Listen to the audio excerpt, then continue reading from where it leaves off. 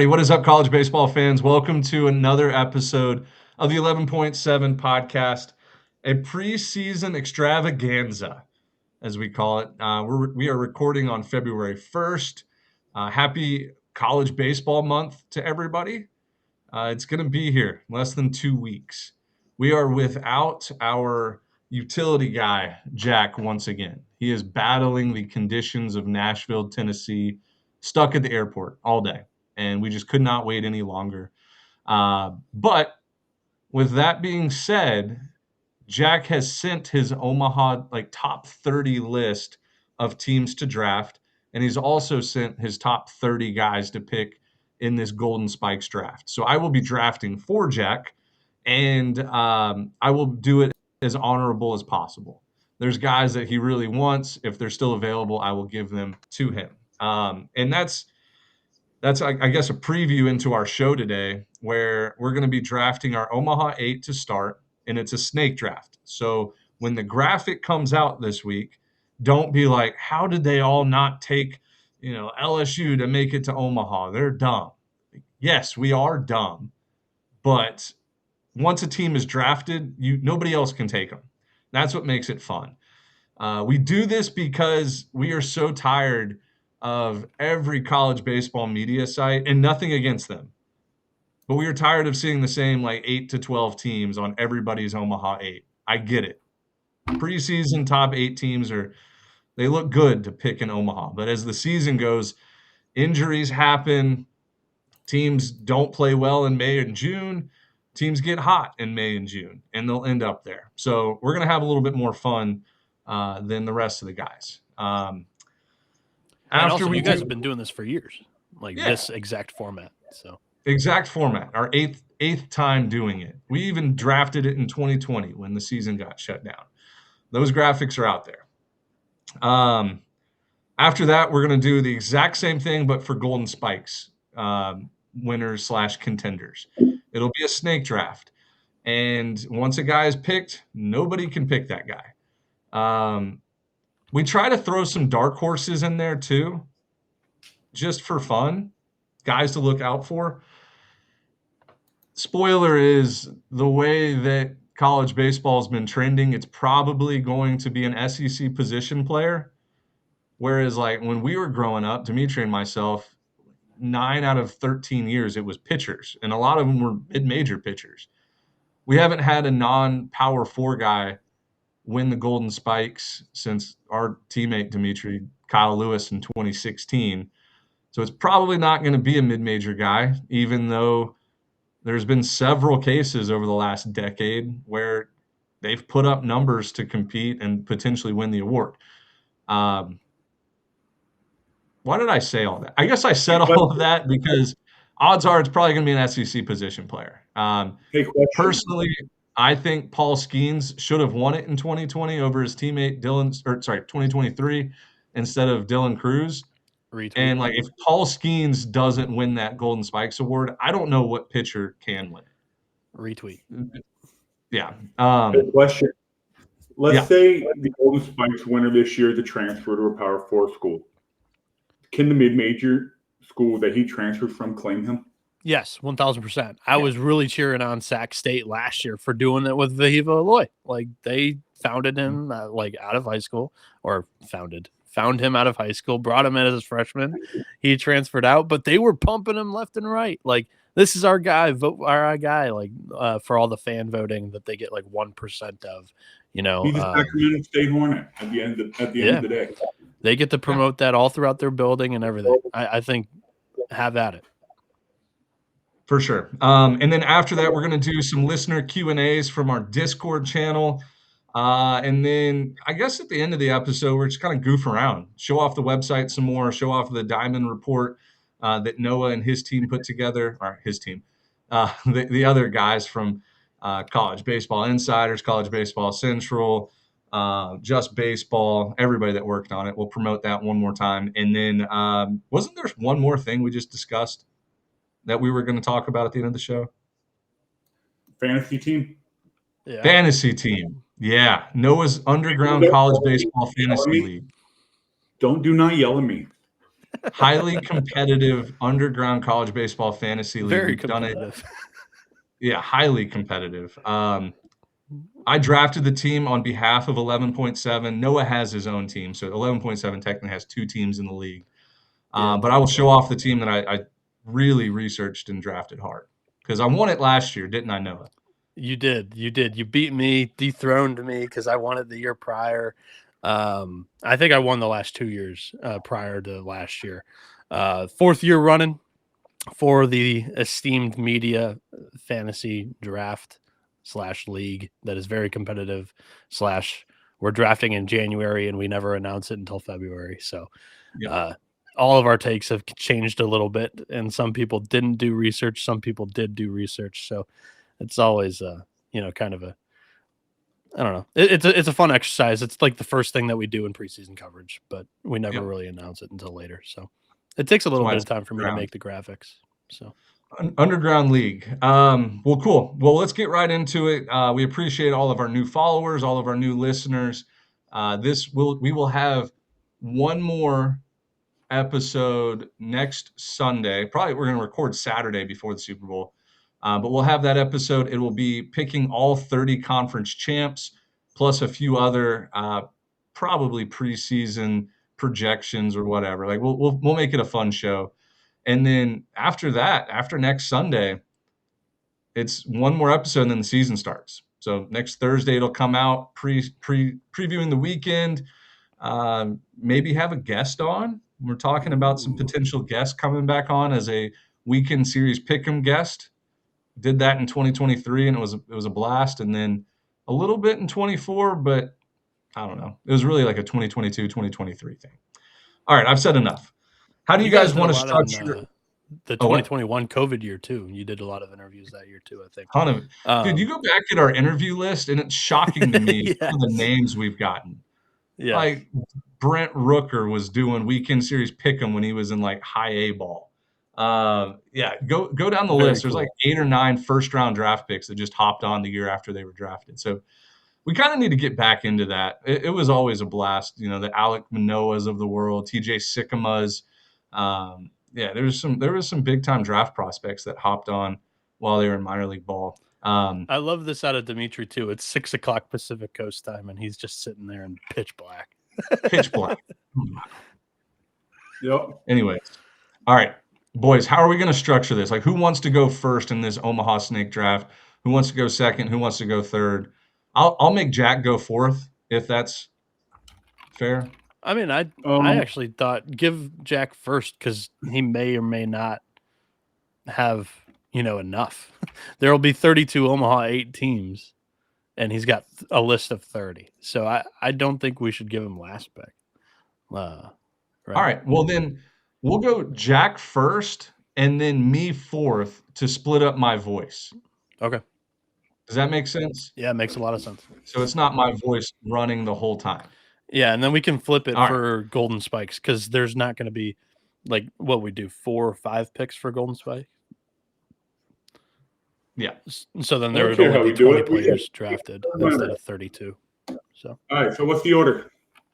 All right. It'll go Jack, Dimitri, Noah, me, snake back around me, Noah, Dimitri, Jack. So Jack, Dimitri, Noah, Benjamin, and then Benjamin and backward. Yep. Correct. Let's do it. Jack's on the clock. Jack's on the clock. Are we going Golden Spikes or Omaha 8? Omaha 8. Omaha 8. Got it. All right, Jack's number 1 pick. I believe these are ordered in the exact order that he wants, and there is about 30 teams on here. But number 1 is he wants the LSU Tigers. That's not surprising. I think all of us would have had them graded as a first-round pick, especially with like what Jay Johnson and crew have been able to do, not only recruiting high school talent, but that transfer portal has been a huge factor in their success. And they were back at it again this year. I think that pick goes without many notes. If LSU is a good bet to make it to Omaha. Yeah. I saw their baseball data analytics Twitter page tweeting out stats from inter-squad scrimmages this like early spring season. And Cooper Moore, the Kansas transfer arm, who's kind of in a battle for a starting spot, has pitched unbelievably.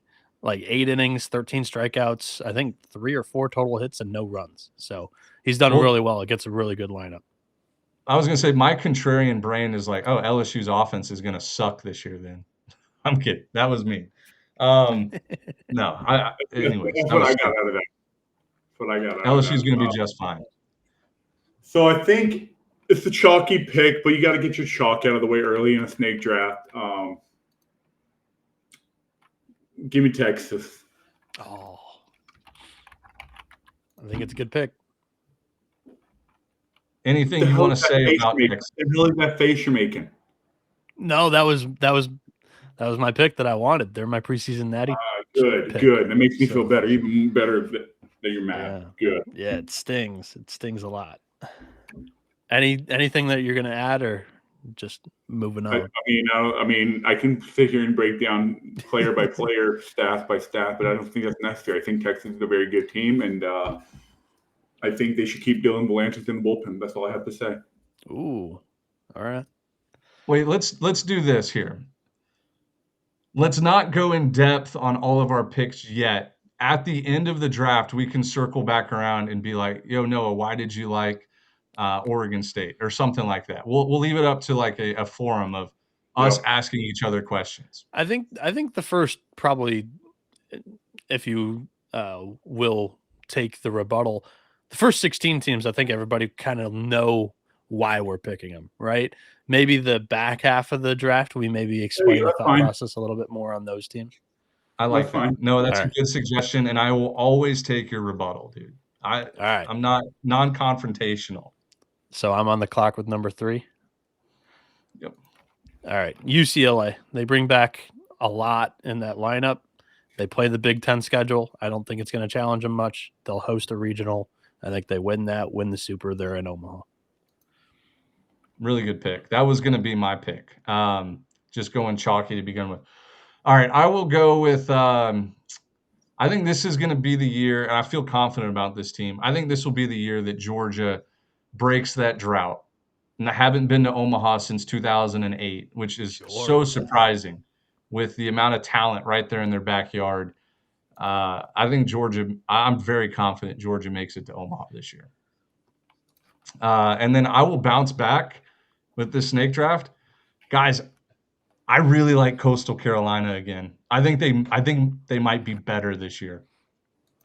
On the mound. Again, Twitter analytics, Matt Pepin and those guys, they have some like high leverage arms from top to bottom. Guys with some nasty stuff. And the Sun Belt won't be a cakewalk, and they probably won't win 23 or 26 or whatever it was games in a row to end the year, but try to beat those guys twice is going to be difficult in the postseason. So I'll take Coastal Carolina. All right. On the clock with pick 6, I'm going to put my money where my mouth is. I'm going to plant that flag right now. A little bit nervous that they won't get back to me with Jack and Dimitri picking 4 times until my next pick. Give me the Wildcats, the Batcats, Kentucky. Pitching, defense. I think the rotation's better than it was in 24 when they went to the College World Series. And I like the lineup. I think they did really well in the transfer portal, just getting guys that really fit their program's identity. Give me Nick Mingione to get the Cats back to Omaha. No, you could have waited 3 rounds to pick Kentucky.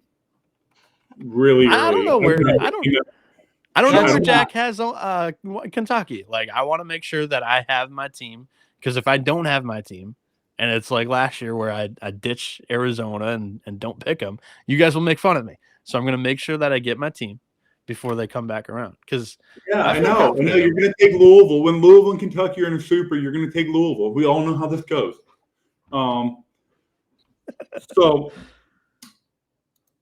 I'm scared to make this pick that I'm about to make, because I'm afraid if the way things work out, I don't think it could end up being a super regional. My first pick and this pick could end up being a super regional. I don't think so, but it's possible. Give me TCU. I think they're not ranked high enough. I think they are absolutely loaded with prospects. And a guy that everyone is forgetting about Noah Franco, who I brought up pre-show. Nobody's really talking about him, and he might be one of the best two-way guys in the country. So, yeah, give me TCU. Is this a bit, Dimitri? I'm not sure why.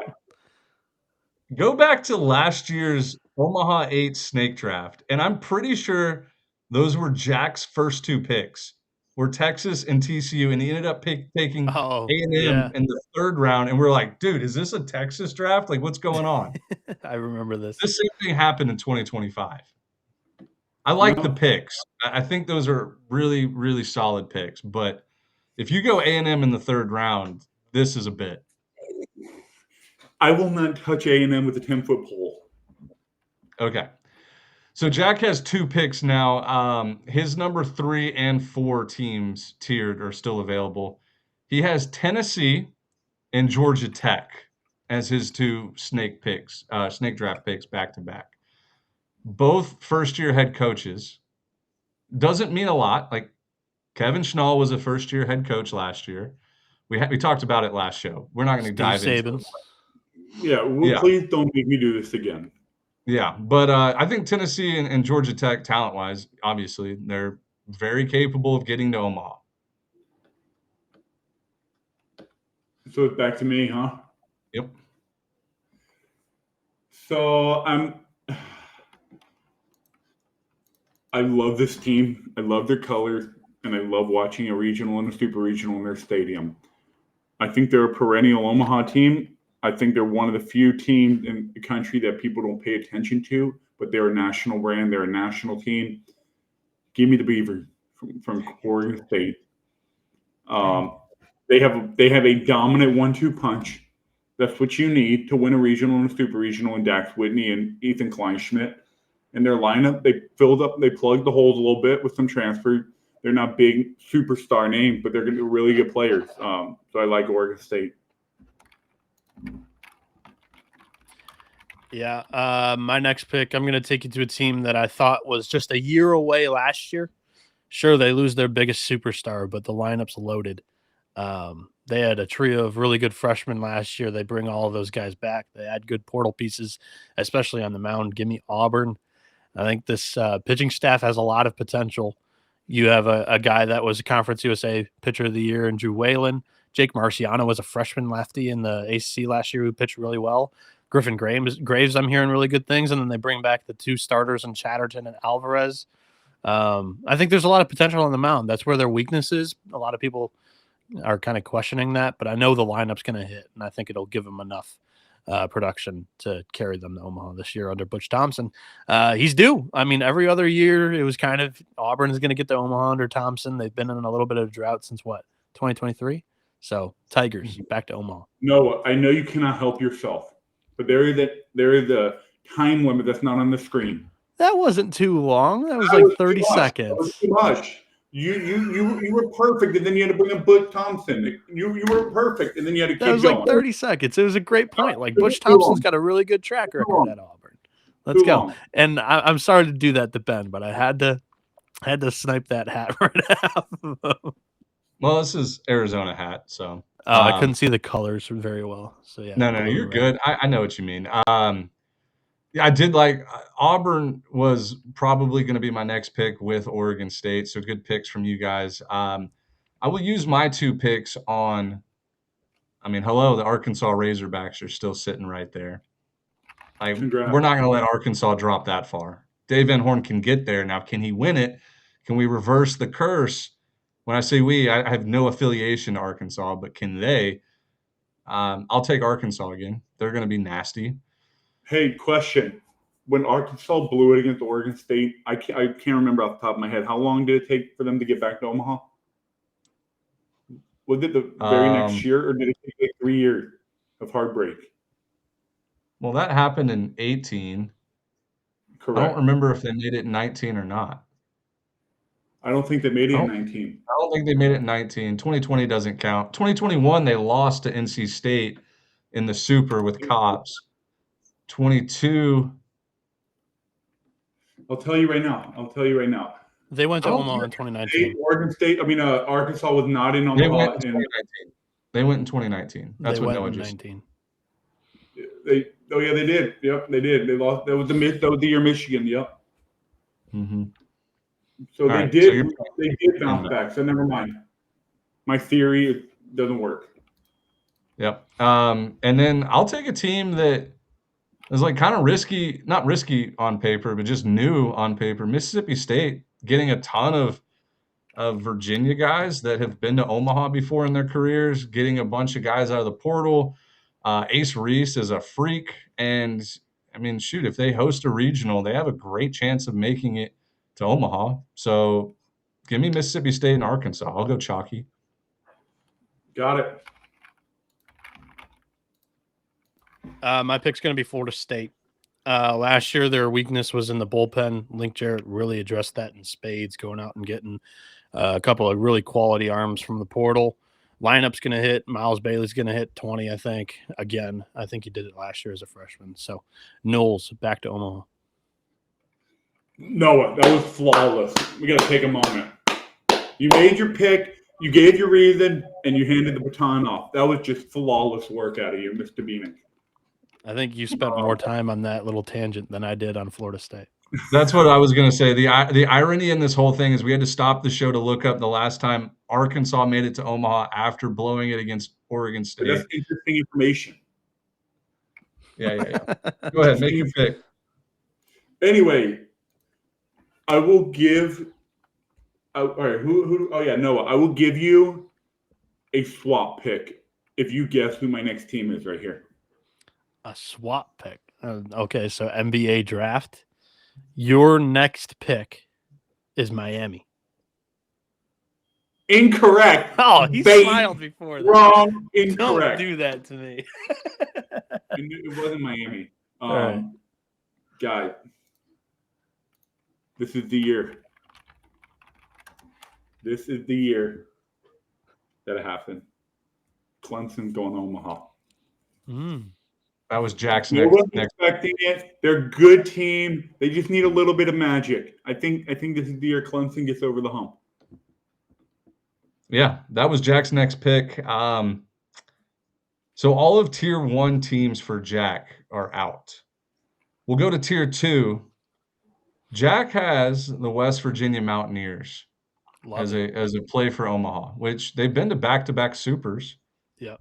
And not crazy to think about. They're going to be very good in the Big 12. Yeah. But you know what? The thing about West Virginia, I feel like, and I'm not saying they can't make Omaha.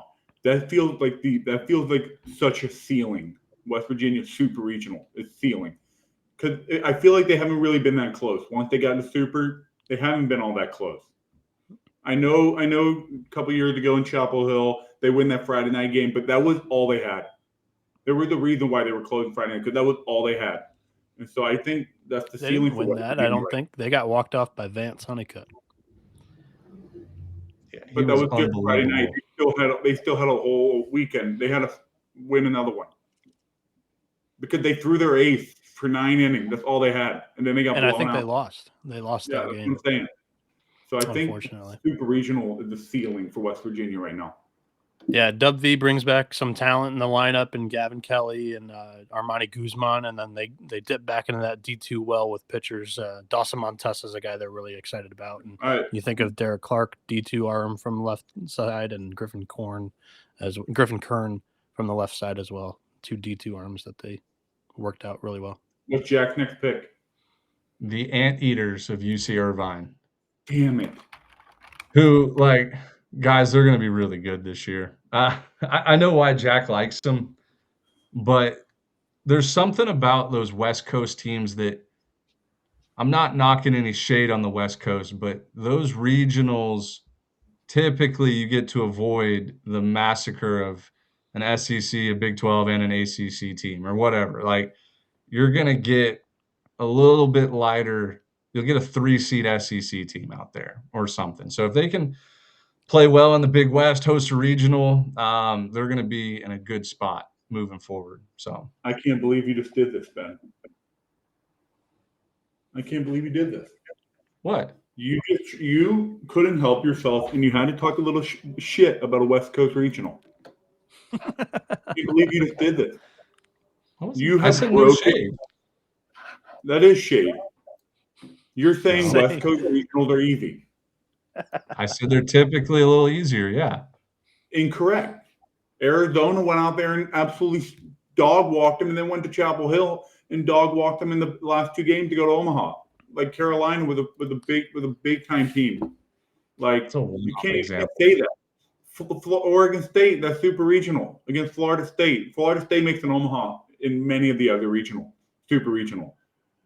Why are you bringing up super regional references to regionals? I'm just saying, West Coast, you're talking about past the Omaha's easier on the West Coast. That's exactly what you were insinuating. And also, if the ABCA like officials and rules officials for the NCAA tournament this upcoming year, if they're not full of shit, they're ranking the top 1 through 32 teams this year, and they're not really doing the regionals based off of regionality. Well, I forgot about that rule change. I forgot about that. Yeah. They are seeding 1 through 32. So you'll see the West Coast 3 and 4 seed. So like you'll get you'll get one of those West Coast, like the Mountain West will be a 4 seed in the regional, and a WAC team will be a 4 seed in the regional in those West Coast regionals. But you're not going to get to avoid maybe a SEC 2 seed or an ACC 2 seed necessarily this year. So yeah, possible. But anyways, I just wanted to call Ben out for that because I'm really disappointed in him. No, didn't understand what I was saying. I was saying, like, if you were not going to host a regional, would you rather go to UCLA or would you rather go to Arkansas to be in a regional? I mean, is UCLA better than Arkansas according to the preseason ranking? They are more like environment-wise, and like it's just easier to play out there than it is to get sent over to a tougher regional atmosphere. You're digging yourself a hole right now. You're telling me you would rather play in front of 200 people with no energy, or you'd rather play in front of 10,000 and you get fired up. Come on now. I'd rather be at the Arkansas regional and win that than this was Jack's pick. It wasn't even my pick. I don't know why I'm defending it. Hey, you could have avoided all of this. I like Jack's pick. Like Irvine, I wrote this up in the Big West preview. They returned 379 of their 532 innings pitched last year. Trevor Hansen, Ojeda, Ryder Brooks, all 3 very quality arms coming back for UCI. All right, gentlemen. Jack's up again. Yeah. If I don't pick, if this pick is going to piss a lot of people off. And Jack's up again. Hold on. Oh, no, he's not. We went West Virginia, Irvine. Oh, yeah. I'm sorry. I have 2 teams I want to pick, and they're both from the same state. If I don't pick this one team, their fan base is gonna be in our comments like they are every year. I know what this is. They're both from the same state, not the same conference. One of them has some turmoil this offseason, which I don't think it was a big nothing burger, but I'm gonna go with the loyalty. I'm gonna take Miami here, but the other fan base, I can't believe they made it this late, this far, without being picked. This other team. Yeah. Actually, not where I thought you were going there. And I'll take you to North Carolina. I think they've got a really good pitching staff over there. I think it gives them a super high floor. It's an experienced lineup, a lot of it relying on some transfer production, but a bunch of old dudes on the offense. I think they'll be able to produce enough, and I like this pick for them to get to Omaha. So North Carolina. Wait, where did you say North Carolina? Yes, sir. Did you not just say like 1 episode ago or 2 episodes ago, no teams in the Carolinas would host a regional? Yeah, but I mean, that was like a super hot take. I don't necessarily believe that. I think Coastal Carolina is going to host. I don't know if North Carolina is going to host, but I think Coastal will. I know it was a hot take. I'm just messing with you. All right. Any ball game. I'm up here for 2 picks, right? Yep. Here's a team that I think actually, I know they're moving their fences in. I think they're going to be more offensive than last year anyways, with who they're bringing in and who they're returning. I'll take Vanderbilt. Good pick. Like, I mean, I typed it in as soon as you said offensive. Corbin for a while was taking Vandy every year, and like they went off the road for a little bit, but like they're going to be back. I like the pick there with Vanderbilt. I was surprised they lasted this long. I'll go a little different here. This would be their first time in Omaha, but talking with some of the staff and like seeing what they have in their lineup led by Maddox Maloney, I'll take the Oregon Ducks. I know Oregon State has already been picked. There's a good chance that like they would I guess maybe not with the new format, but in the past they would probably have ended up in a super against each other. But Oregon's been knocking on the door. They've been to super regionals 2 of the last 3 years, just off the top of the head. This could be the year that they do it. I wouldn't be shocked if Oregon made it. So I'll take the Ducks. I think Oregon's regional / super regional, I know they have it, but they have been nothing but exciting. Every time Oregon, like a very underrated environment to watch a postseason regional is in Oregon. I think that regional last year was very exciting. Arizona obviously put a dampen on it because they dominated everybody, but it was a very exciting regional. The Kent State one a long time ago, I know that's a famous one, but I really like watching Oregon's regional. Underrated. Yeah. Yeah. I think I'll adjust what I'm going to do. I think there's still some really good mid-majors there for my next pick, and I'll take the team that Dimitri I thought was going to take here. I'll go Florida. I think it's one of your best 1-2 punches in a weekend rotation in the country. I think the lineup's got some talent. And O'Sullivan's 9-1 in super regionals. So if they get there, I'll take that experience and coaching advantage over a lot of others there. So give me the Gators. What do you mean that you thought that's where I would go? That's exactly who I was talking about. I was saying Miami or Florida. Yeah, I thought you were picking Florida. Like when you said this, they have had some turmoil. I thought you were going there. I wanted to take Florida, but there's absolutely zero chance I could take Florida over Miami. Yeah. Like, I really like Florida too. I just couldn't do it. And I'll gladly let somebody else pick Florida because I do think Florida, people sleep on Sully. He gets disrespected. That whole incident last year, people are blinded by this whole little thing that happened in the offseason, which, like I said, was not much of an issue. Florida's going to be really good. And Sully has them ready.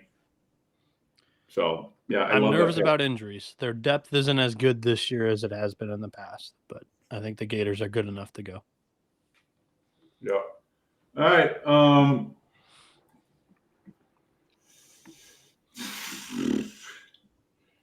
I have some teams written here. I need to get my mid-major team in. One of them got taken. I think I got to take the other one here. Because my favorite pick have not been picked, and I don't think I'm that worried about them getting taken, but I'm going to save them. All right. Give me the Gauchos. Give me Santa Barbara. I think we're getting a Big West team in Omaha this year. Yep. Great pick. Good pick. I like them. So are these Jack's last 2 picks coming up? Yep. Yeah. All right. That's what I thought. 2. So Jack. 5, 6, 7, and he ends the draft. He has 2. Oh, he has 8. Okay.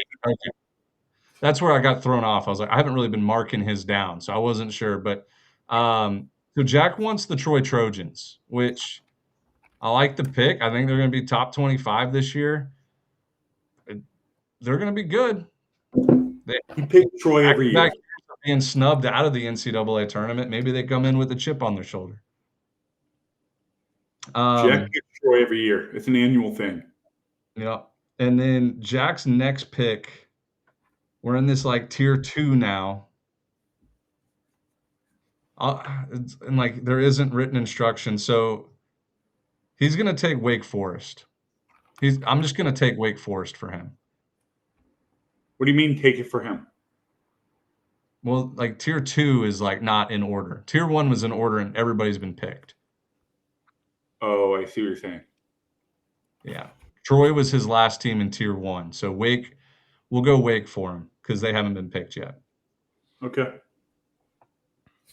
All right. Guys, I have an issue. I've only picked 2, 4, 6, 7, and 8. I only have one SEC team in my thing, and let's be honest, 3 or 4 are probably going to be in Omaha. Yeah. Probably 3. I would say 3 is a good number to be pretty confident in. So that means I would have to take the next 2 teams would have to be SEC. but I don't want to do that. Dude, this is difficult. I don't remember all the SEC teams. Let's see here. We've got LSU off the board. We got Texas off the board. Georgia off the board. Tennessee off the board. Kentucky 5. Auburn 6. Arkansas 7. Mississippi State 8. And Florida 9. I mean, yeah, there's not many left. You got 8. Who do we have left? Texas A&M. We have. You have Ole Miss. A&M, Ole South Miss. Carolina, Missouri, Oklahoma. Bama, Ole Miss. South Carolina's not making it. Missouri's not making it.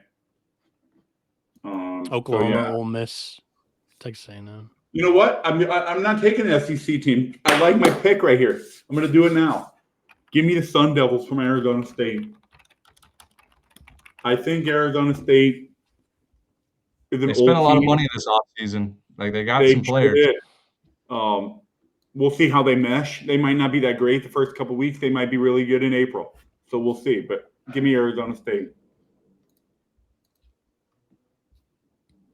All right. That means I'm up. And I'm not letting Ben and his family ties steal this one from me either. So we're taking Southern Miss right now in the Golden Eagles. So Southern Miss was a team that I was really high on going Sun Belt. It would have been a really bold prediction, I think, to really flip them, but I was close of maybe putting Southern Miss above Coastal.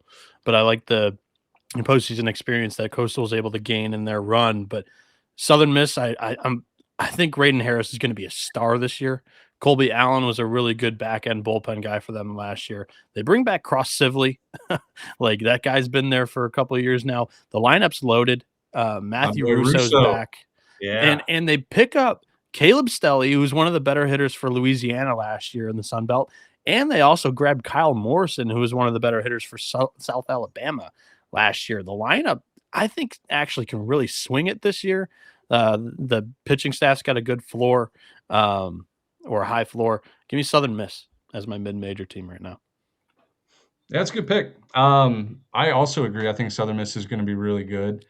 I did take Coastal before Southern Miss because I think they're going to be a little bit better, but yeah, you get a good mix of those three Sun Belt teams, and Coastal, Southern Miss, Troy all getting preseason hype, and then you below them, I think there's going to be some good talent with like Arkansas State. I think Texas State's going to be back. James Madison will be really good again.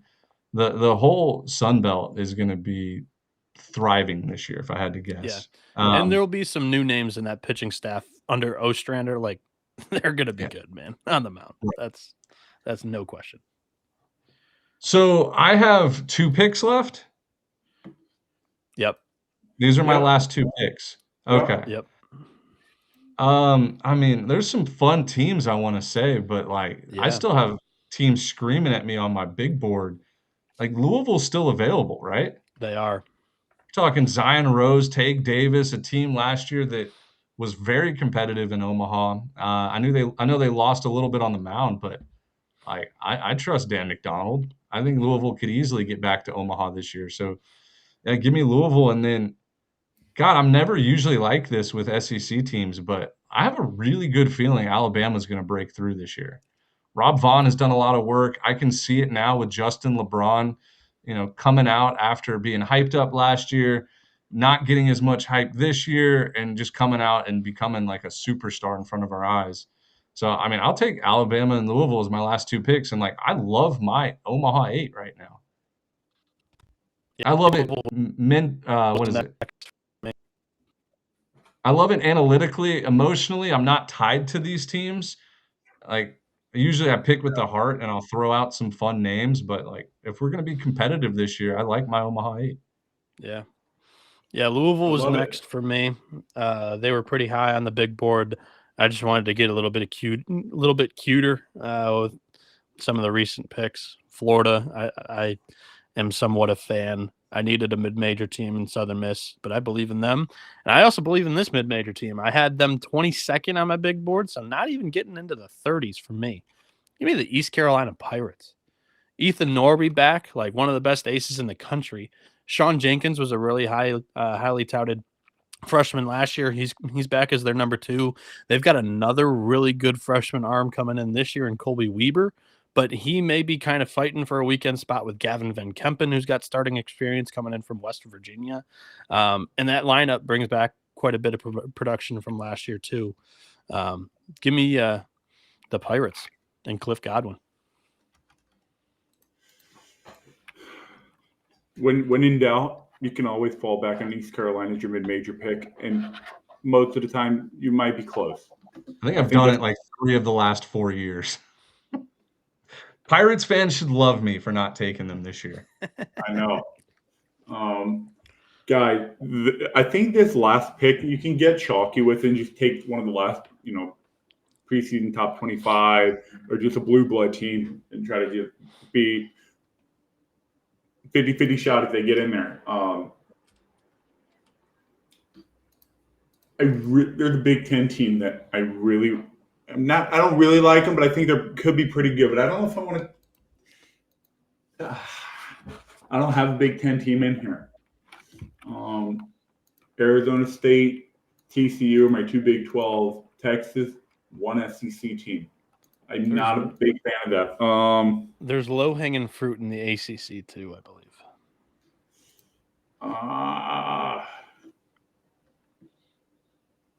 Did you like Duke's team last year, Dimitri? Yeah, this is who I was mentioning here. I don't know if I had Duke in my Omaha 8 last year. Oh, well, they're at Virginia now, so yeah, we shared some beers with the. I get what you're saying. I get what you're saying. Yeah, I do think Virginia is going to be good this year. I do think they're going to be good. It was probably going to come down to an ACC team because I think NC State's going to be pretty good too. They're another one. Yep. So I'm like, you know what? I'll put my money where my mouth is. I've been high. I said Virginia's going to finish higher than Mississippi State. Give me the Cavaliers. There we go. I like the pick. Like it a lot. I'm glad I had to lead you to that water to drink. Yeah, me too. All right, and Jack's last pick here. I believe everybody has been taken out of Tier 1 and Tier 2, so Jack did a good job. Let me make sure one more time I didn't skip over anybody. Nope. All right, so Jack's last pick comes from Tier 3, and there's only 5 teams listed in Tier 3. San Diego Toreros, Austin P Governors, Tulane Green Wave, and the UTSA Roadrunners. So the only team on my big board that I had was Austin P of that group. Is that fair to say? Like, we should kind of pick this as a group for him, and then like week 3 or week 4, he'll have a chance to like kind of change some of these, right? So we'll do that shuffle. Well, San Diego is listed as his top team. Top team of the Tier 3. I don't know if it's ordered correctly or not, but well, pick one. You've been picking for him. Yeah. He just did the reason why we're missing the show is because of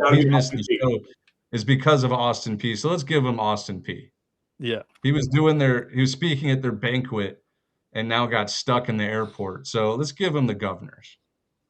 I like it. Yeah. So you guys want me to read them back real quick? Yeah. You want to talk about like honorable mentions who was left on our big boards? Well, I mean, we're 43 minutes in. We've taken a damn long time on this. Anyway, Jack, LSU, Tennessee, Georgia Tech, West Virginia, UC Irvine, Troy, Wake Forest, Austin P. Me, Texas, TCU, Oregon State, Clemson, Miami, UC Santa Barbara, Arizona State, Virginia. Noah, UCLA, Kentucky, Auburn, Florida State, North Carolina, Florida, Southern Miss, East Carolina. Ben, Georgia, Coastal Carolina, Arkansas, Mississippi State, Vanderbilt, Oregon, Louisville, Alabama. So there will be a draft tomorrow for you guys to see it visually, roast us, grill us, cook us, whatever you want to do. Let's do a quick honorable mentions. Yeah, I mean, I had A&M on my list. I think they're going to be really good this year. Fluke season last year, a lot of high pressure, being preseason ranked number 1. They were the national runner-up 2 years ago. So I think A&M can make a lot of noise. Pac-9. Besides that, like I got some mid-major teams that I could throw out there, but you guys go ahead. Yeah, A&M and then NC State. I think we're top 25 worthy teams that didn't end up getting picked by us. Dimitri, any Power 4 teams that were still on your board? Indiana kind of intrigues me a little bit. Like I think Yes. Indiana could surprise a lot of people in the Big Ten. So yeah, I think Indiana would be like my honorable mention for a Big Ten team. There's a team that I wanted to throw up here that I did not. I would love more than anything to see Nebraska back in Omaha. The world would not be ready for that. Omaha's a different place when the Huskers are there. Yeah. Um, I've got a list I of had some mid-major mid-majors dark that I horse. can rip. Yeah. Yeah, I had some mid-major dark horses. Like I basically wrote down everybody in the Missouri Valley. I mean, that was just a fun little thing there. I think we left out teams like Dallas Baptist didn't get picked, which was Yep. shocking. I'm This not. will Yeah, probably I be the year mean, they make it. I picked the him. people I will picked him to be. win it all last year. Yeah, I think people will be excited to see the mid-major power rankings will be coming out next Sunday night. Yeah. So they will be coming out with full reports on them, write-ups, whatever. But on the early look, I'm not very high on Dallas Baptist. Neither am I. But yeah, they were on the short list along with Cal Poly, UConn, Murray State, Wilmington, Upstate, Xavier. Shout out to Love the Huskies. Xavier pick. Love the Xavier pick. Hey, how about Baseball America throwing Mercer's name out there as a sleeper to make Omaha? Yeah, how about that? Love that. 8 sleeper teams to make it. And it was like Alabama, UC Santa Barbara, Lamar, Mercer, and then some other teams that I forget. Jacob But yeah, Rutner was going for some brownie points from Ben Upton. he earned them all. Like I think he's the #1 college baseball guy now. Sorry, Kendall Rogers. You give Mercer their flowers, and I'm your #1 fan. Awesome. All right. So we spent Golden 45 Spikes. minutes on that Omaha 8. Let's do the Golden Spikes a little quicker. We'll go 4 rounds. We'll do 3 favorites and then like a dark horse. Sound good? Sounds good to me. So how do you want to do what order? So I'm going first. You're second. Reversing. Dimitri. Reverse order. So me, Noah, Dimitri, Jack, Dimitri, Noah, me. All right. I'll lead us off. I am very, very confident that he will be a finalist. I think he's the best all-around player with the attention he will get. That's the quote. I want Drew Burress as my #1 overall Golden Spikes pick. I think he's going to be in a very offensive lineup. I think he's going to play at a ton of very offensive ballparks. And he is an absolute, like you look at him on the field as like people looked at Bryce Harper. He stands out. Not physically in stature, but the way he wears the chains, his hair flowing out of the back of his hat, the speed power combo. I think Drew Burress is my favorite to win Golden Spikes this year. All right. That means I'm on the board with pick number 2. And I will go with the shortstop out of Tuscaloosa, Justin LeBron. A lot of people, I think, have cold feet on him entering his draft year after kind of the stats that he put up in the SEC last year. I mean, this was a guy that was probably your favorite through the first 4 or 5 weeks of the season last year to win the Golden Spikes. And then he hit 252 with only 5 pops in conference play last year.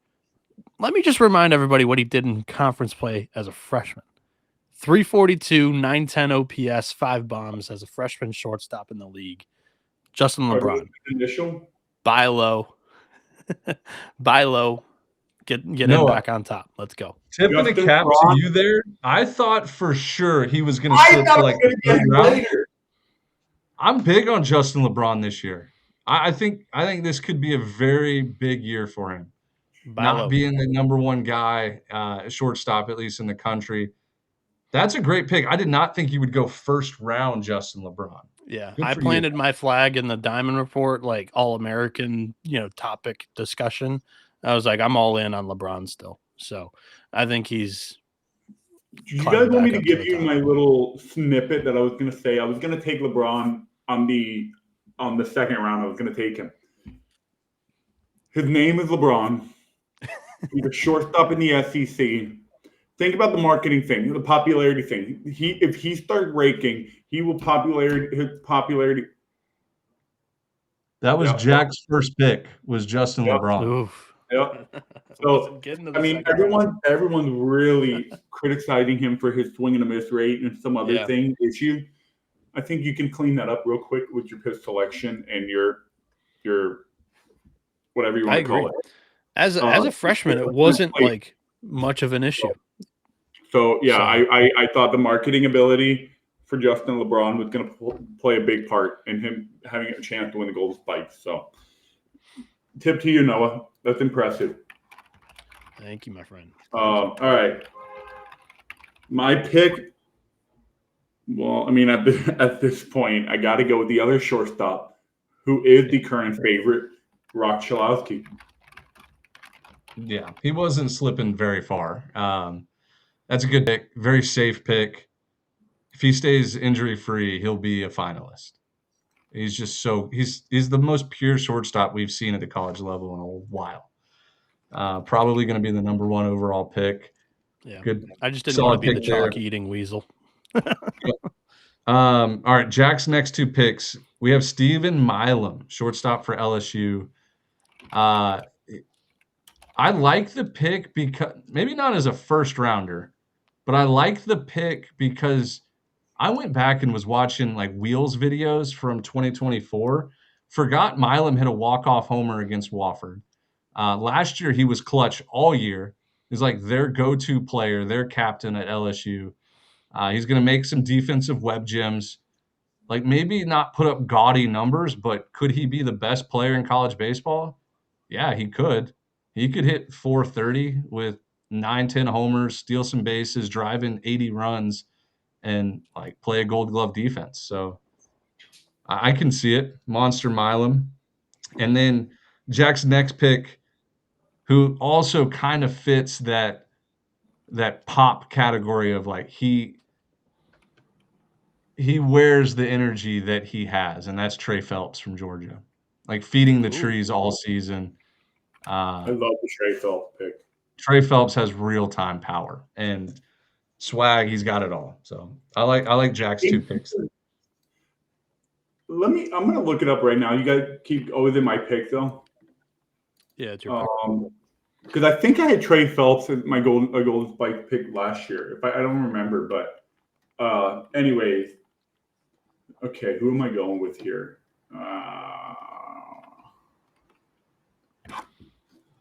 We only get 4 of them, right?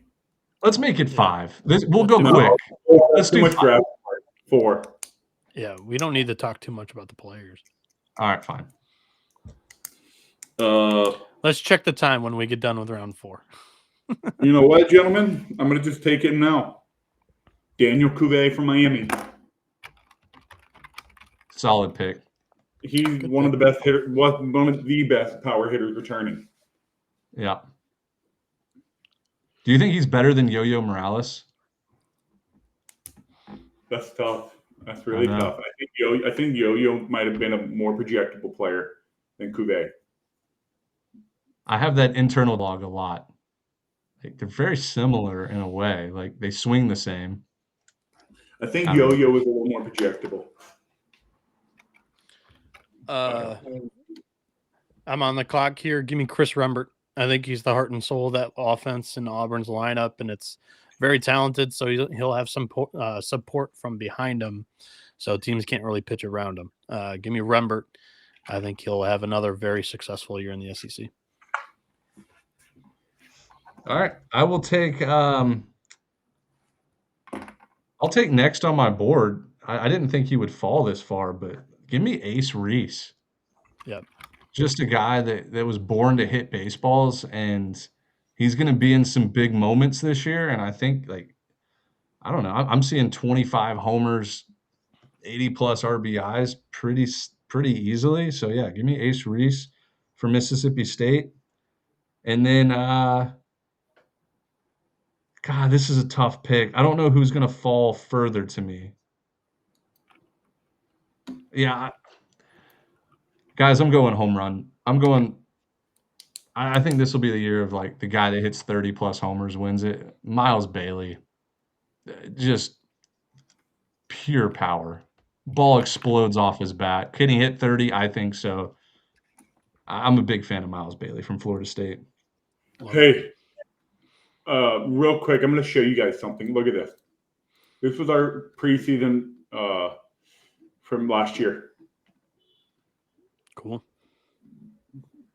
You did take Phelps. I did take Trey Phelps last year. So that's the way we did it last year with 3 and a dark horse. If you guys want to do that this last round. Yeah, that's cool. All right, deal. Well, we're still picking in the 3rd round right now, so it'll be next round will be the dark horse round. I said last round. Cool. So Ben just went there. I'll go Ryder Helfrich. The backstop of a pitching staff that they lose their entire weekend rotation. So I think he's also going to have the defense narrative of also like maintaining and working with the pitching staff that's one of the best in the country if they deliver on those kind of expectations of talent rather than returning production. So I'll go with the hog catcher in Helfrich. Well, I'm glad he just fell to me because I'm taking him right now. He's in every video. He's in every highlight when the pitching staff does well at Georgia Tech. His defensive skills behind the plate are electric.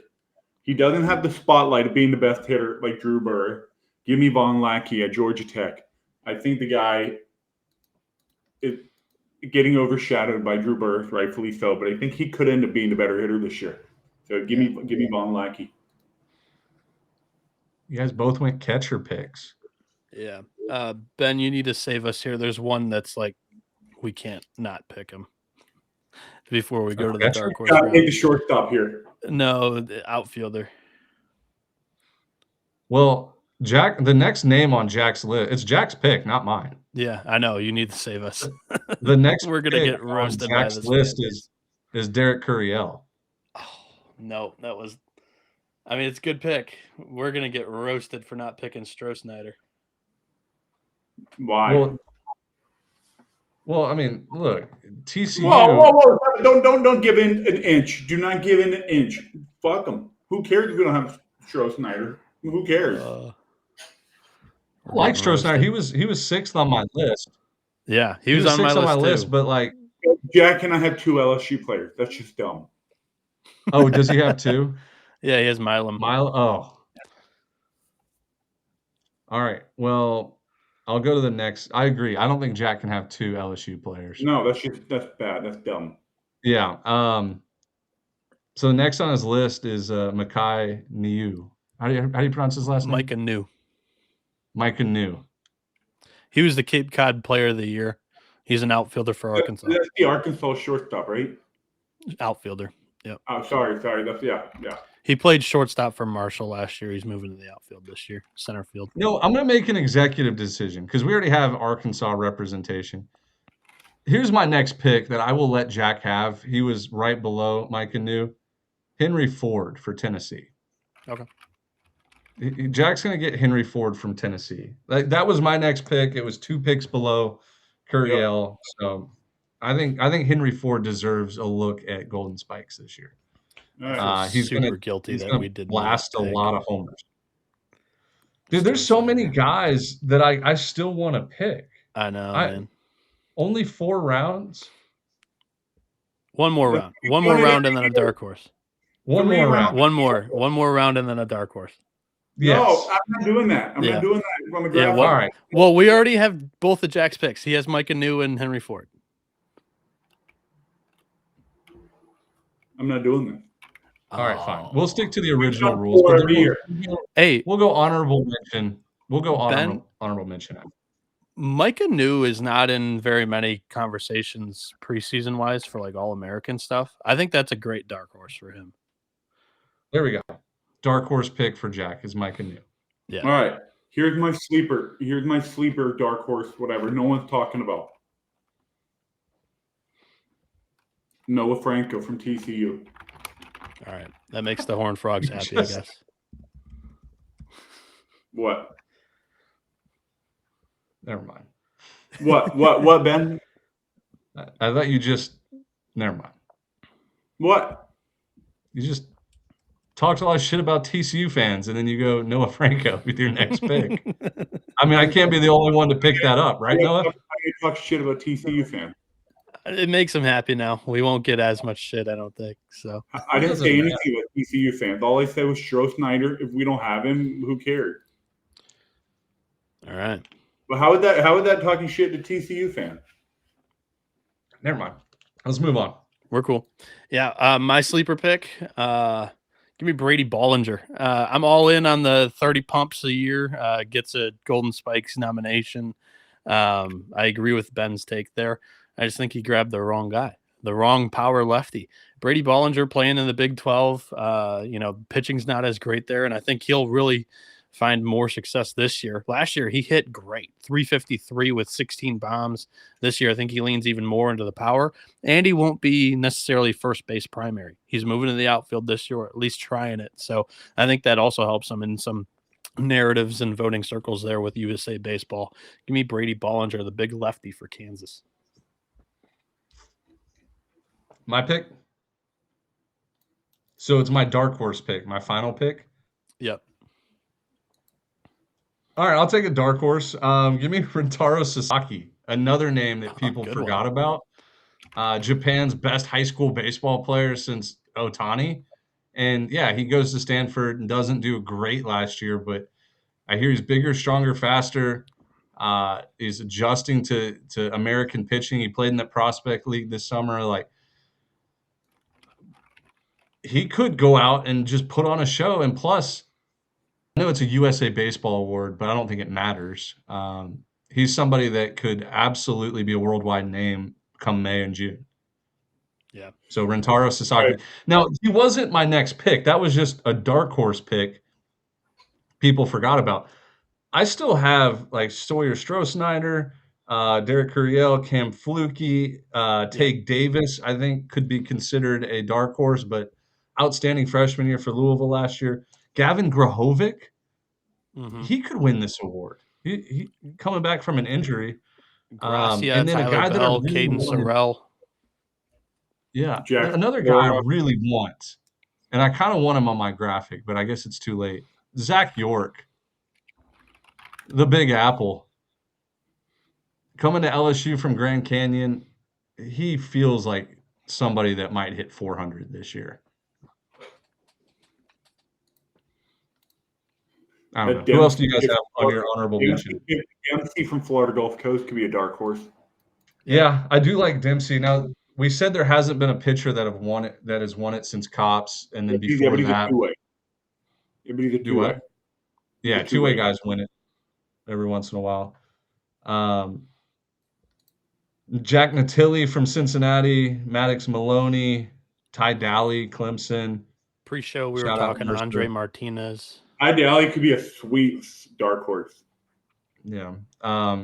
Here's a really dark horse. Somebody from JUCO or NAIA wins it. People forget that they're eligible for this award. High school players the JUCO guy's not winning it. What if a high school player won it? I mean, if what's his name from Corona didn't win it, there ain't never going to be a high school guy. They're eligible. Corona wasn't even the number one pick. It was Willits. No, Corona's the high school where they all went. I know, and he wasn't even selected number one. It was Jackson Willits, or Jackson Willits' brother, Eli Willits. Willett. At college. The Oklahoma kid. Yeah. I kind of want to give Jack Kenny Ishikawa. He didn't pick his boy, his favorite player in college baseball. Yeah. You want to replace Mike New with Ishikawa? Yeah, replace. Yeah. Yes, do that. Yep. No, but then he'll have two Georgia people. Dude, yeah, we got to keep New. Yeah. All right. Yep. Are we all satisfied with Golden Spikes draft? Anybody else have anything else to say? No. No, there's just a lot of names that were left off. It is what it is. Not enough picks. 10,000 Division I college baseball players. We're going to leave some names off. Yeah. We want to plug the website, the fantasy draft, or do Q&A next? Let's do Well, Q&A. I mean, we're already That at an way- hour. It's time to wrap this thing up soon. Rapid fire us the Q&A that you haven't told us yet, Noah. All right. Yeah, these guys are getting surprised by a couple of Q&As. I tagged everybody in the 11.7 Discord. If you sign up for the Patreon, get into the Discord, and we'll do some Q&A stuff this year. Because it gives us some good topics like this one from Tanix Caesar. Who could be this year's Penn State or Clemson if we're thinking football? Both Penn State and Clemson brought back everybody highly ranked in the top 25 preseason for football. And both of them had really disappointing seasons, barely made a bowl game. You can even put Texas, like they were number one, didn't make the playoff. Who's highly ranked that could let down people this year? Last year's Texas A&M or Virginia? Yeah. I was going to say, like, in this day and age, like, it's actually not surprising to see preseason top 5 teams fizzle out and not even make the tournament. What was Virginia ranked last year preseason? Number I feel 2. like they were, yeah, They were they number were two. It was number 1 and number 2 both missed. Yep. That's right. Wow. This year, off the top of the head, I would say, I think Georgia Tech is a very prime candidate to possibly have that happen. Yeah, I got to pull up the rankings. I don't look at them enough. yeah. I'm not But as familiar. you can't say that. If I would have said Texas A&M last year, you would say the same thing. It's possible. You can't say, yeah, Georgia Tech is a very prime candidate. When they don't pitch well, they lose a lot of games, and they have a first-year head coach. Pretty simple.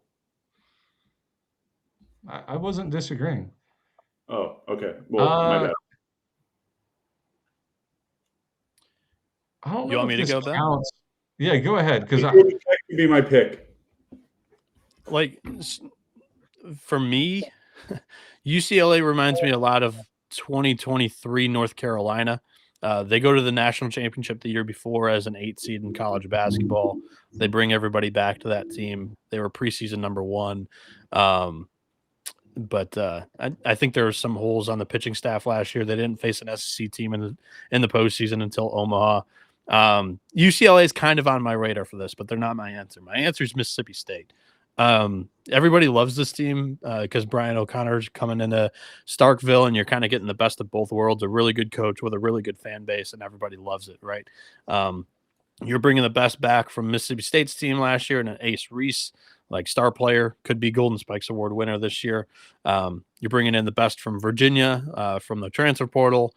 But the question is, like last year, Virginia didn't make the postseason. And then they were playing in the ACC, go 16-14. Now they're coming into the SEC. Yes, I know O'Connor's going to be kind of reinfused with some energy and ready to go. But I think it's a really tough league. They have a tough schedule. I don't know if you guys have looked at this yet. But the fans in Starkville are going to have some great series to watch. But also, I don't know if there's any free wins. It's going to be a tough slate. And I don't know if they're necessarily going to host this year. So give me the Bulldogs at Hail State to answer that question. Yeah, that was like probably my initial top choice, especially out of the top 5. Of course, like Georgia Tech, you're right, Dimitri. Like, are they going to make it to Omaha? Are they going to struggle this year with all the hype? Sure. I'll take something out on a limb. Auburn feels like a team that preseason top 10. I know they returned everybody, or at least the freshman and sophomore from last year, but the grind of the SEC schedule resets every year. Who knows? Like the guys could have not developed this offseason. Who knows? But if I had to take a top 10 team, it would be between Mississippi State and Auburn. Just grinding out the season. You could lose 4 weekends in a row and be looking at the standings, 12th in the conference. So. All right, next question. Next question. Yeah, there's some good ones in here. We're only going to do a handful. Let's do this. From Matt _ Florida State man in the Discord. I have an NIL related question. The past few years, we've seen a notable jump for the Big Ten in football with NIL, as you could see the last three national champions. Now that it's legal and it's not SEC only ones doing it, do you see anything similar happening in baseball now that you could see somebody dethrone the SEC's run of College World Series titles? Could the Big Ten catch up to the SEC is basically the question here. It's strictly just Big Ten. That was the example. We could go anywhere. I think the Big 12 is going to be the one. I think the Big 12, and then I also think like baseball only conferences like the Big West. Yep. Because there's no football teams either for the Big West.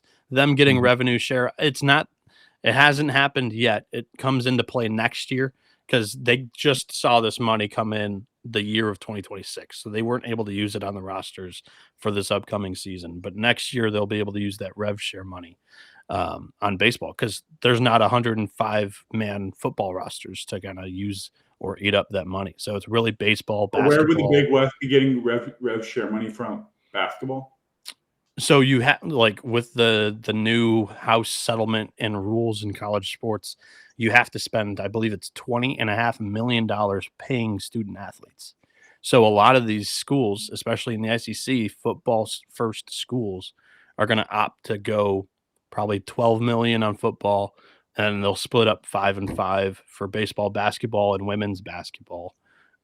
With the rest of their rev share, with small percentages. But the Big West is not going to spend $20 million on athlete. No, they have to. You have to. And I looked it up. How are you going to spend $20 million? I looked it up, and everybody, I believe, opted in. Again, I don't know if I trust that website because it actually said that the only one that didn't opt in was Davis. And that doesn't make any sense because they are moving into the Cal State Bakersfield does not have $20 million to spend on athlete. Let's not throw there is not a chance in hell. UC Davis, Bakersfield, Utah State, that you're telling me some of these schools? No way. Mercer's not spending $20 million on athlete. I think there's a chance. Can you back me up here? Is there no way Mercer had $20 million? Ben said baseball specific conferences. Yeah, I don't want to dive into it too much because I'm not as informed as I'm not. I don't want to take one side or the other. I think it goes to the sport, right? You're not paying $20 million to straight players. It's that's how much money you can use. Schools can opt to spend it however which way they want. Right. If their best team is basketball and they want to invest in their basketball team, a percentage is going to go to the basketball team and multiple players on that team. But a team like Long Beach State, where baseball is their bread and butter, that's their tradition. That's what their school really athletic wise looks forward to. Long Beach State, I think, will benefit from rev share. Yeah. I don't know the exact dollar amounts. I have a hard time believing Long Beach State has $20 million to spend. Yeah. I don't know. Yeah. But anyway, cool question. I think Big 12 is going to be the one. All right. I agree with that. Buck N asks, what are the realistic expectations for Justin Hare-led Buckeyes in year 2? I purchased the Diamond Report, but would like to hear the group's thought on them, if any. So he said he purchased the Diamond Report. I wrote the Ohio State preview. So he's already read that. And somebody else in here said that they're an Ohio State Buckeye fan and that the report or the preview, they didn't love it because it wasn't very, fluffy. I'm nervous about the pitching staff of Ohio State. Dimitri, you were able to go on campus in Columbus at the ABCA. Your thoughts for year 2 Hare and Ohio State? Dimitri, you want me to go first? Yeah, sure. Okay, I'm just going to say, they did deal with a lot of injuries last year, that pitching staff. I was lucky enough to see him in person week 2 in Jacksonville last year. And the arms they were throwing were actually highly competitive arms. And even their number one, I forget his name, he didn't end up pitching that weekend. But it was Chase Harrell, right? Yes. Yeah. He transferred to USC, unfortunately. That's tough. I didn't realize that. But still, I think if they can handle injuries better, the pitching staff will be great. Like, not great, but it'd be good enough. They're going to be a very offensive Justin Hare type team, beat you with speed and power. So uh, I think if they can find 4 or 5 reliable arms, try to win 2 games a week, not a weekend, a week, then when May rolls around, they'll be outside the bubble looking in, and just winning a few conference games will put them in an at-large spot. I think Ohio State is going to be a 3-year rebuild. I think year one last year they had a lot of guys they didn't want, a lot of guys that didn't fit into the program that they're trying to build, the idea, the concept, the buy-in. I think year two, I think you just want to improve your win totals. They won 13 games a year ago. That's just unacceptable at a program like Ohio State. They have the facilities. They have everything they need. They have the money. They have the budget. They have everything they need. They just need to build a locker room full of guys that fit the puzzle pieces of what they're trying to do there, a Justin Hare-led program. So I think for them, you got to win 25, 30 games. I think your goal should be win 30 games. 13 a year ago, you double that. That's 26. So I think that's what Ohio State should be shooting for, just an improvement in the win. I don't think they're going to be that competitive. I think Ohio State's a 3-year rebuild. I think next year you'll really start to see the fruits of their labor if Hare is going to be successful there. Good coaches always win games. Like, after Dimitri said, like a 3-year period, good coaches will always win.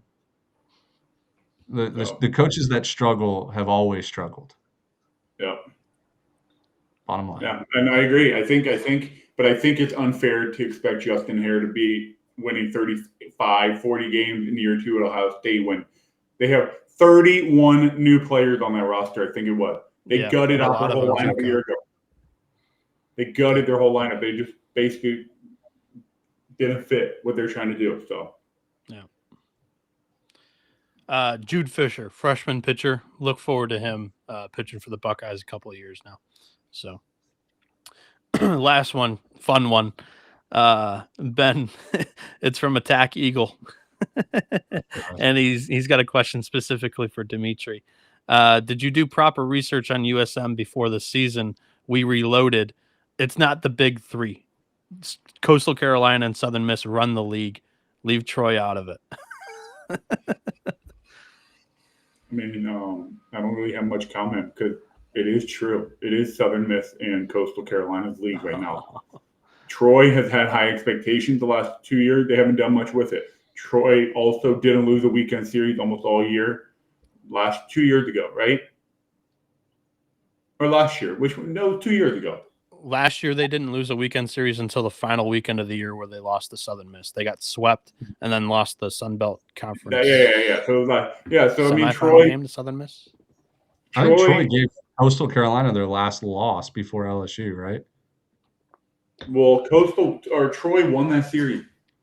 Yeah. I think Troy was Coastal's last loss, going from all the way to LSU in the final. I don't know if it was a midweek or Troy, possible, but until further notice, it's the Chants and the Eagles.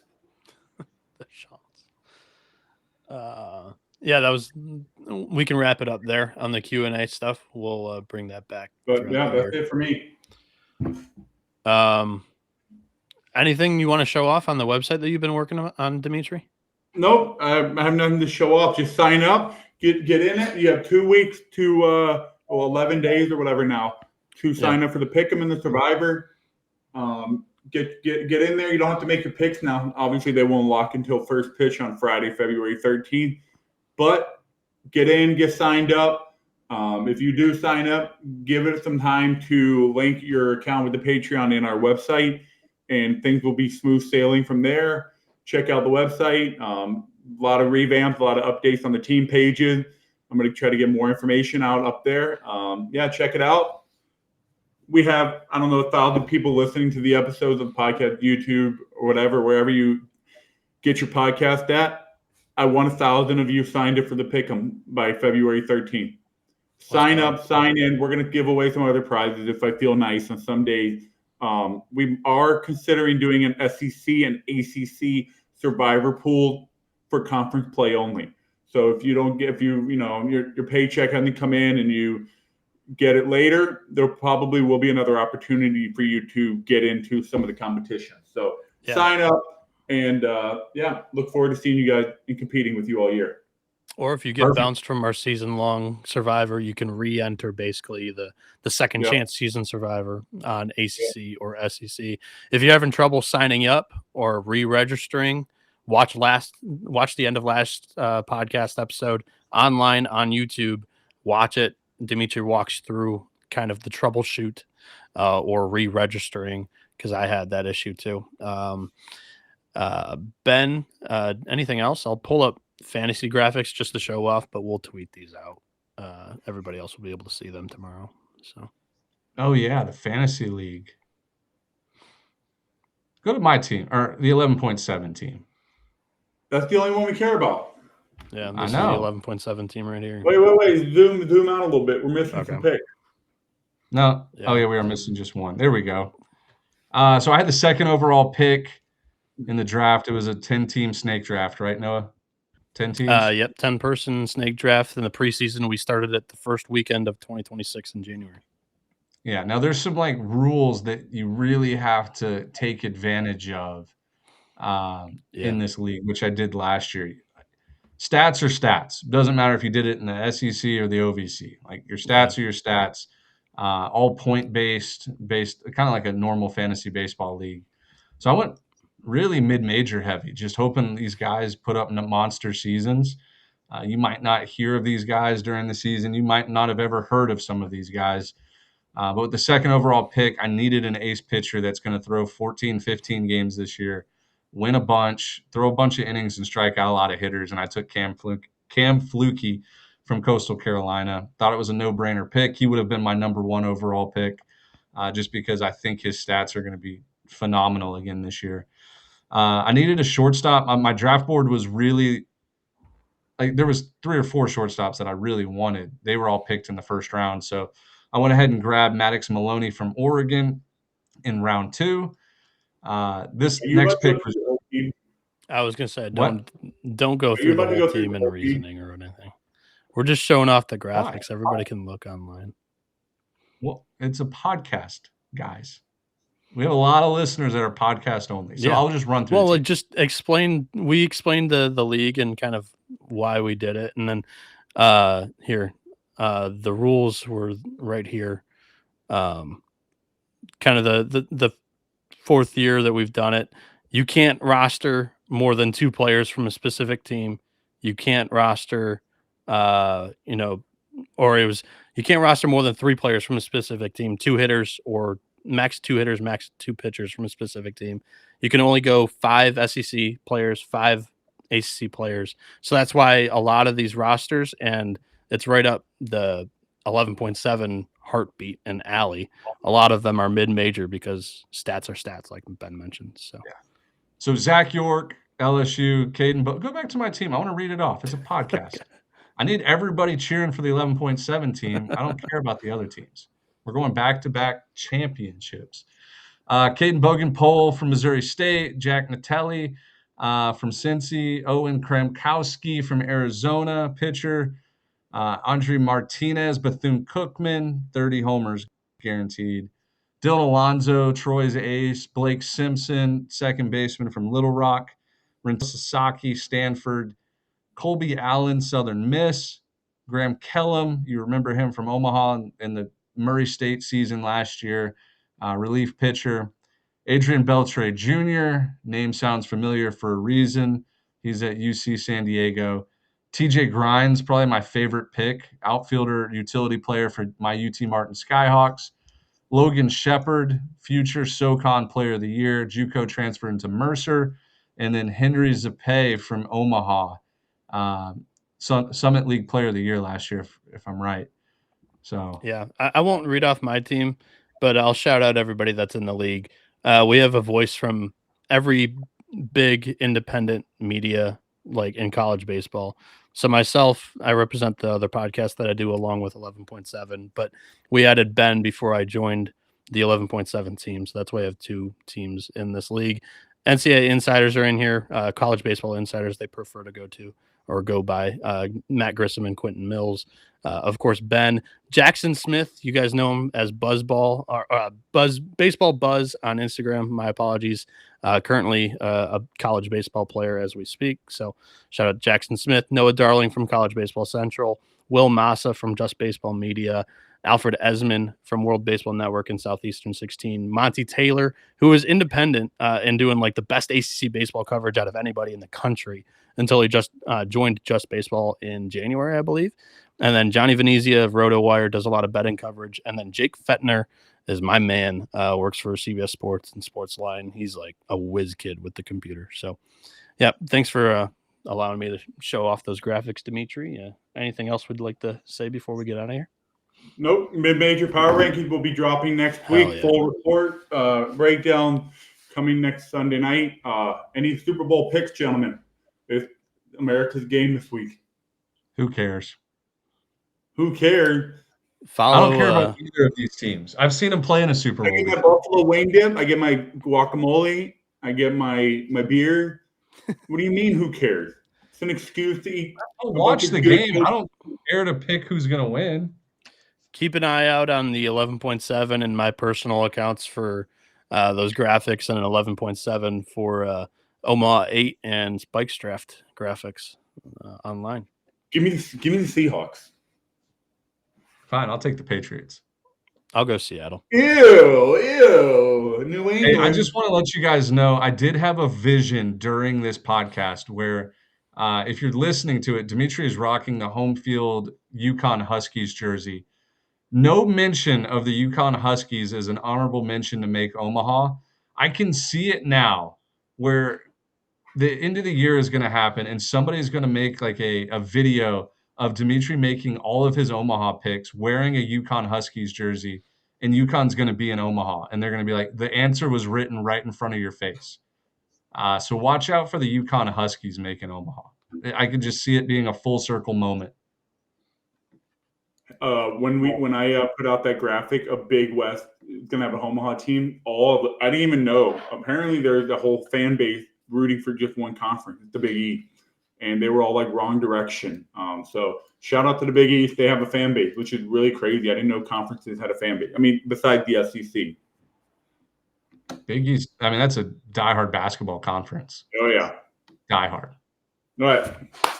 All right. Hey, everybody. We'll be back a week from today.